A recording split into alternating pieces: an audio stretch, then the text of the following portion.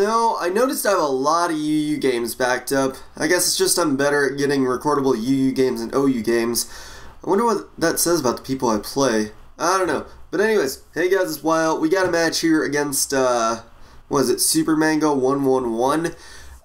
So yeah, like I said, it's a UU match. Obviously using the same sand team. I've been too lazy to make anything else. I did these matches in the course of like a week, so it's like that when I do my matches in the course of a week, I usually use the same shit. So, you know, whatever.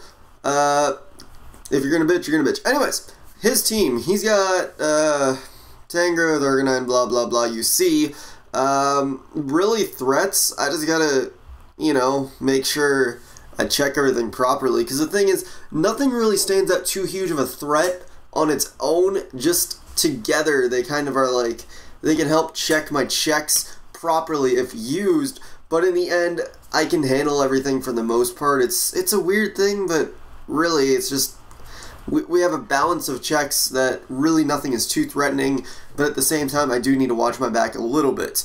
But anyways, enough about that weird analysis there, because like I said, nothing stands out too badly as a threat. So it's like whatever. Leads. Ambipom, I'm thinking might be one. Azelf could be two, since that's probably his only Stealth Rock user. Plus, since I'm going to lead off with... So he sees the Hippo, so he'll probably want to lead off with Azelf, which he does.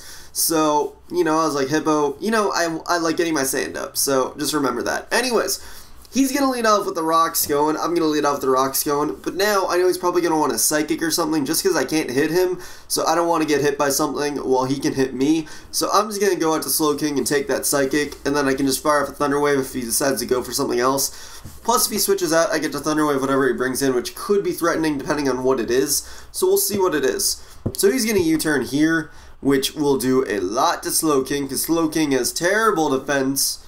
Yeah, defense. I was about to say defenses, but no, it's a good special wall. That's why I'm using it.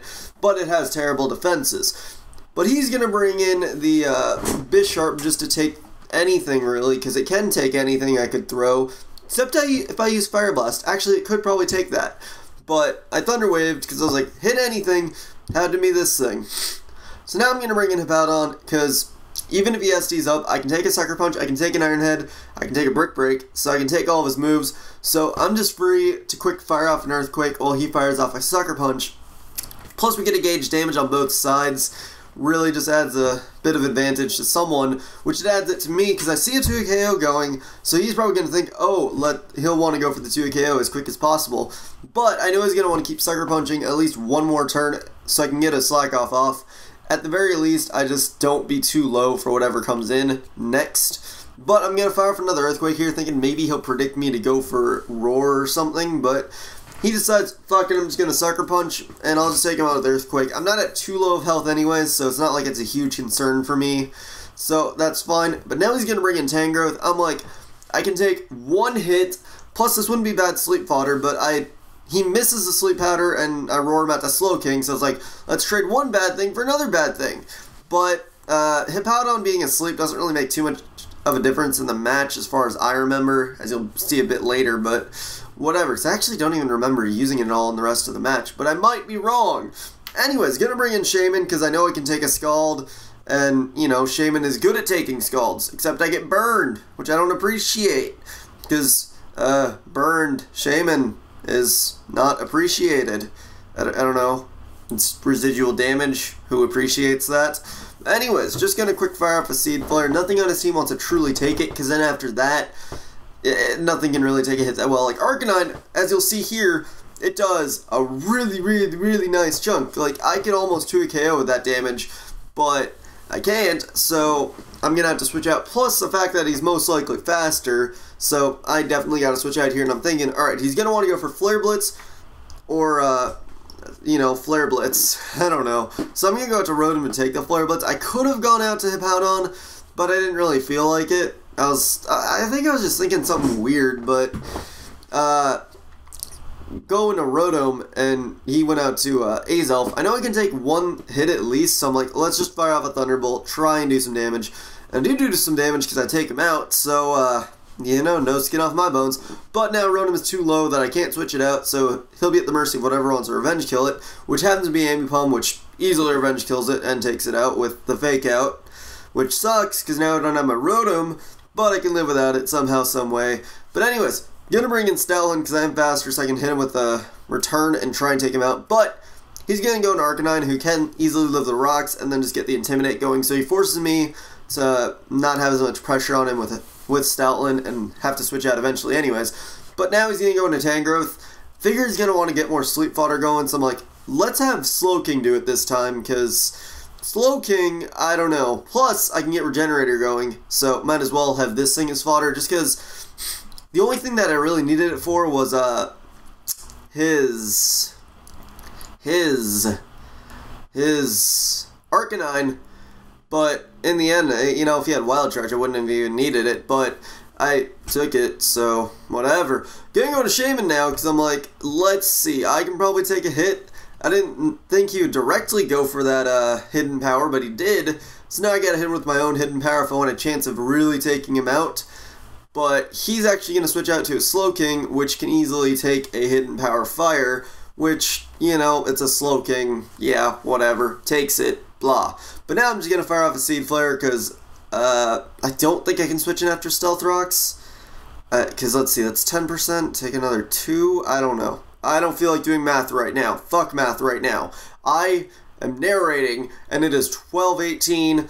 I am not doing math right now. Seed Flare though does a good amount, and then he takes me out with Scald because I had barely anything.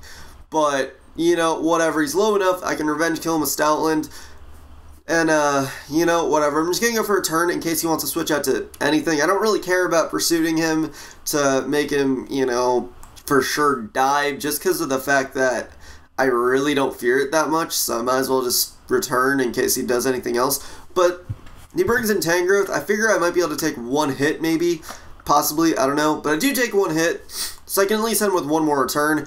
He does get a little bit of HP back from the Giga Drain, but return is doing enough damage so that it's warranting me staying in to do it, but I do a good amount there, and I get taken out by my Life Orb, so now he can't Giga Drain me at the very least and give back like 1 health. But now all I have left is Machamp, Hippowdon, and Slowking, so I gotta bring in Machamp because that's the best thing I really have to take on a Tangrowth right now.